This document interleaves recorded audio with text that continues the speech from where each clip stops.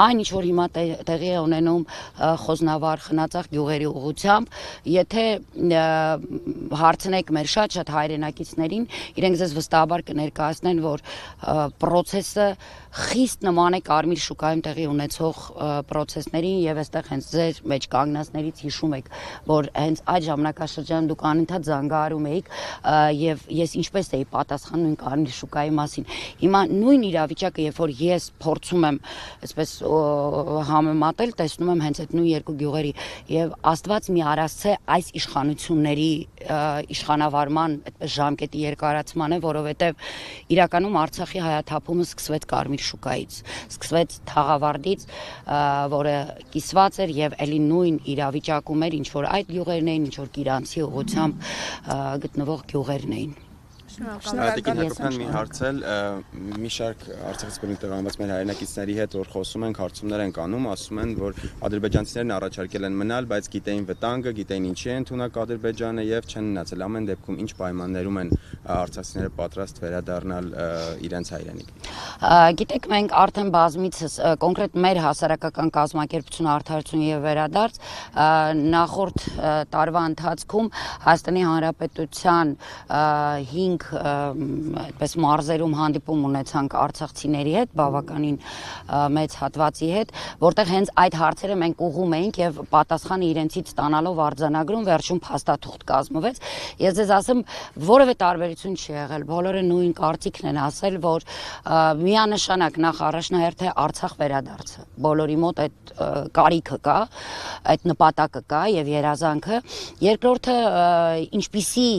Արցախ եւ ինչպես վերադառնալ Արցախ, միանշանակ բոլորի մոտ միջազգային հստակ, այդպես հա,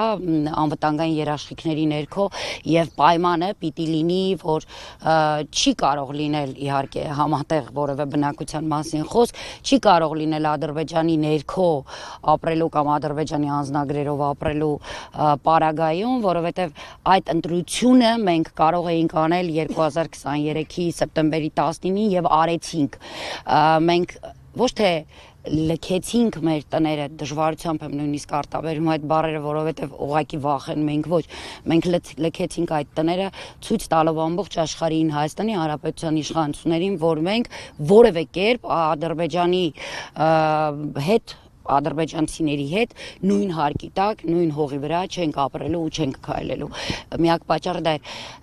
Իսկ եթե այս ամենը ավելի այսպես ամփոփ ասեմ, մենք մոտ ապագայում կամ ինչ որ ժամանակ, հա, երբ Հայաստանում կհաստատվեն արդեն ազգային իշխանություններ, վստահ ենք, որ բանակցային գործընթացում օրակարգային հարց է լինելու հենց արցախցիների Արցախ վերադառնալու հարցը եւ այդ ժամանակ հստակ բանակցային գործընթացի ժամանակ պարզ գծագրվելու է հենց այն ճանապարհը, հաշվի առնելով իհարկե այս դիտարկումները, որ ես ձեզ ներկայացրեցի, թե ինչպես եւ ինչպիսի Արցախ են վերադառնալու արցախցիները։ Տիկին Հակոբյան, բայց արցախցիների վերադարձի մասով բանակցություններ վարելու մանդատ ունեն միայն այսօրվա իշխանությունները, որոնք դա անիրատեսական են համարում։ Այսինքն դուք Արցախի պատգամավորները, ղեկավարությունը մանդատ չունի բանակցություններ վարել, ես ինչպես եք պատկերացնում։ Նախ մենք իհարկե այդպիսի դիվանագիտական խողովակներ չունենք նման գործընթաց իրականացնելու, բայց ես ձեզ վստահեցնում եմ, որ հանձնախումբը, որը ստեղծվեց հենց լիազորեց Արցախի Հանրապետության ազգային ժողովը, խոսել արցախցիների անունից, բավականին մեծ հաջողություններ արդեն իսկ ունի գրանցած եւ մեր այս փուլում, այո, այս իշխանությունների օրոք մեր ներկայիս առաքելությունը կայանում է նրանում, որ մենք թույլ չտանք Արցախի հարցը փակվի եւ որևէ կերպ արցախցիների վերադարձի իրավունքը մոռացության տրվի կամ հանվի աշխարհի նույնիսկ, հա, աշխարհի օրակարգից։ Հետևաբար դեռևս սա է, իսկ իհարկե այս իշխանությունների օրոք մենք չենք տեսնում այդ բանակցային գործընթացը։ Հետևաբար ես նշեցի, որ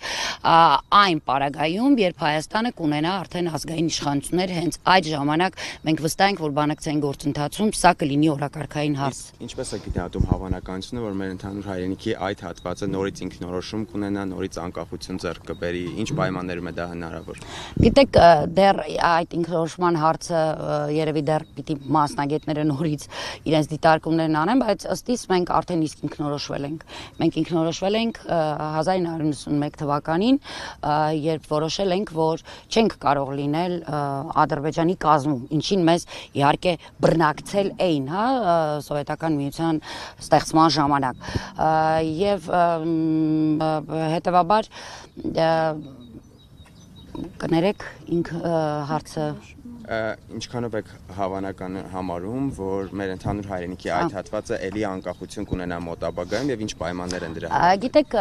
դեռևս ապագայի մասին խոսելը դժվար է, իրականում ձեր ասածը անկեղծ ասեմ պատկերացնելը դեռևս դժվար է, ինչ ճանապարհով եւ ինչպես, որովհետեւ դեռևս չգիտենք այս իշխանությունները մինչեւ որ փուլն են քանդելու, մինչեւ որ հնարավորությունն են քանդելու, բայց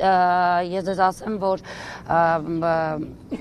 այս փուլում մենք դիտարկում ենք Արցախ, արցախցիների վերադարձի իրավունքը։ Դա